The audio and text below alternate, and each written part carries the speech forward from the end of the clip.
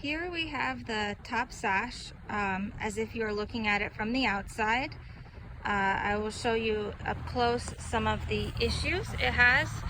First and foremost, it's like missing a chunk that peeled off over here, and part of it was painted and I was able to scrape it off, but it looks like that chunk has been missing for a while.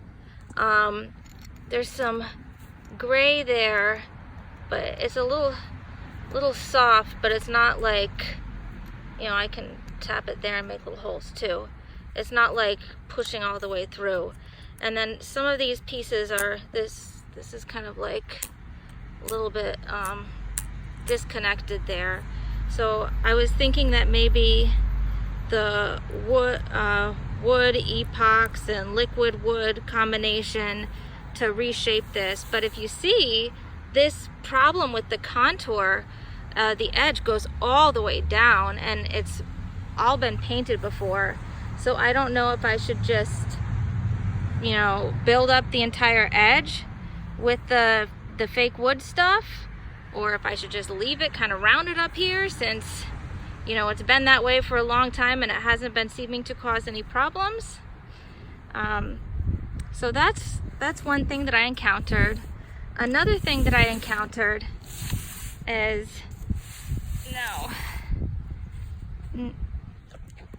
no, these glazing rabbits were pretty gray, and I shaved them down a whole bunch, and you can see that, you know, my pick barely makes a mark in them. It's not, try not to block the light.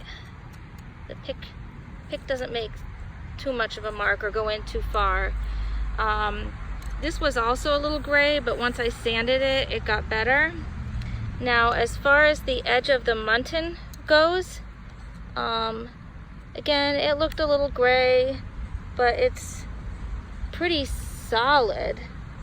The muntins have these strips inset into them, and I really can't get all of the old glaze out without breaking them. So anyways, all three of the glazing rabbits on this side were gray, but I was able to scrape them down and they look pretty good now. Please excuse my camera skills. Strangely enough, they had these like ridges in them. I don't know why, but that must have been there originally. So those were the two issues on this side, and this is what the bottom looks like. There are some areas where I'm pretty sure that this was original issues, where you see the wood has cracked and kind of peeled off, probably when they were making the cutout for this part of the weather stripping. This is the top weather stripping on the top sash rail. All right, sorry. This looks pretty good. This is the bottom rail of the top sash. I still need to try to scrape a little bit of this paint out and shine up the weather stripping some.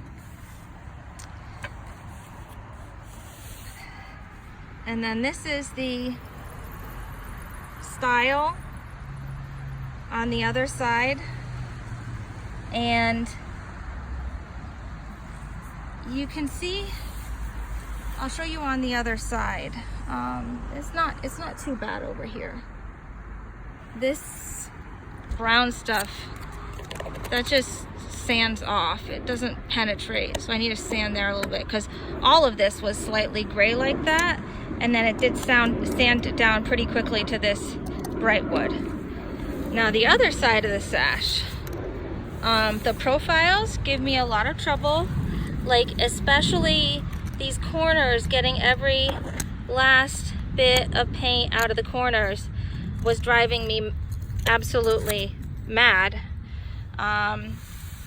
This side doesn't really have anything terrible. about it. It looks like pretty solid joins here. And then let me show you the other side. All right, here's, this black stuff is very hard and it's a little bit chipped. And what happens is this groove for the weather stripping really undermines this thin wood here.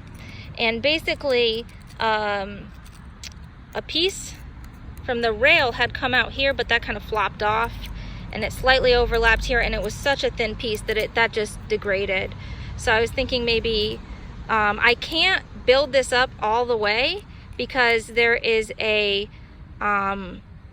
meeting rail block, also called, like, I think a dust block, a little thing on the parting bead that needs a place to sit, apparently.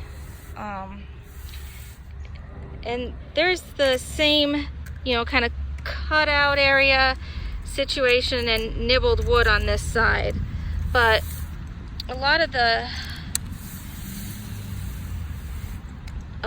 darkness here actually is extremely firm and actually seems to be part of the glue from where these inserts were glued in.